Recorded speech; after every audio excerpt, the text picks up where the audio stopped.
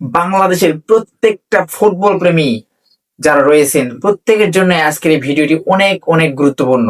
ভাই, বাংলাদেশ মানেই তো ফুটবল, বাংলাদেশ মানেই ক্রিকেট। এই দুইটা খেলাই বাংলাদেশে কি দর্শকদের জন্য, বাংলাদেশের খেলা পাগল লোকদের জন্য অনেক অনেক জনপ্রিয়। তো ক্রিকেট তো অলরেডি একটা ইনিংস শেষ হয়ে গেল, টেস্ট ম্যাচ সামনে, টেস্ট ম্যাচ আসতেছে, মুশফিকের ১৭তম টেস্ট, এই হিসাবে অনেকটা আনন্দ। তাছাড়া আয়ারল্যান্ডের সঙ্গে বাংলাদেশ জিতবে, এটা স্বাভাবিক।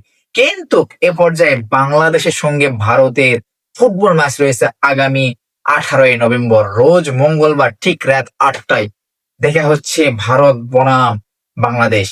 আশা করব হামজা, সমিত সোমরা প্রত্যেকের জায়গা থেকে ভালো একটা ইফেক্ট দিয়ে, ভালো একটা খেলা দিয়ে ভারতকে একদম আউট করে দিবে।